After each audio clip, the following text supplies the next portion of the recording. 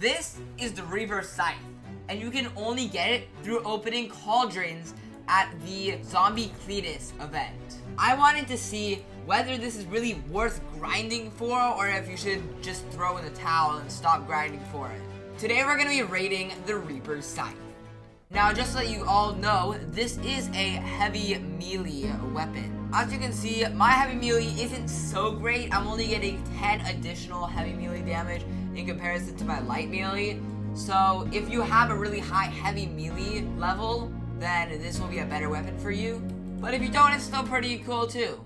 Test number 1, slimes. I can see I'm doing a 2-shot on them. That's pretty good. We're doing like 97 damage. I'm pretty sure that's good. Sometimes I'm using the ruby sword, and I'm seeing that this Reaper's Scythe is doing about as much damage as the ruby sword. In fact, I'm seeing the Reaper's Scythe do even more because this is doing 68 to 102, while this is only doing 60 to 90. So Reaper's Scythe is actually a pretty good weapon. Right now, I just summoned the Slime King because we're gonna do our next test on there.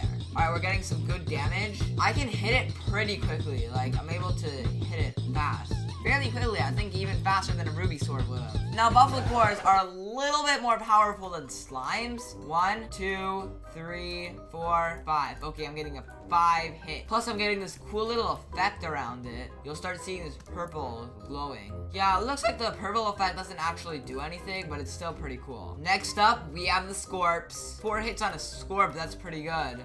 Here's Ba. Alright, this is actually taking him out pretty quickly. Plus, if you're lucky, it can do even 140 damage. Now, not for everybody, but definitely for some people if they have a high heavy melee stat. And bam, we just beat Ba. First up, the wizards. Alright, wizards are just a 2-hit, and you got him. Let's see about the boss, though. Alright, we're actually taking him out pretty quickly. Like, 78, 112 damage, even sometimes if we're lucky, 140 damage can get you pretty far. And there we go, we just beat him. Now there is only one final place to go. The place that decides it all. And that is the Island of Core. Let's do this, guys. Okay, now some of the other bosses, like the wizard boss, for example, was really easy to defeat. But Core, it's taking a lot longer, that's for sure. Alright, I'll be honest with you, that did take a while, but finally, we did defeat Core. So what are my thoughts about this brand new item?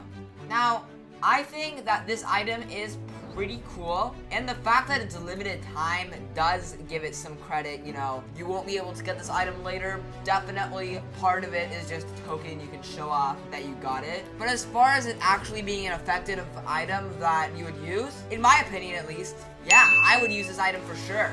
Now, the only thing that I would say about it is that unlike some other items like the Captain's Rapier, this does not actually have any special effects that it has added to it. Let me give you a few examples. Captain's Rapier gives you better luck in combat. Title Spellbook damages not only the enemy that it hits, but any other enemies nearby. The Rage Blade, the faster you swing it, the quicker you'll be able to swing it. But this Reaper's Scythe definitely does check out with the amount of damage that it does.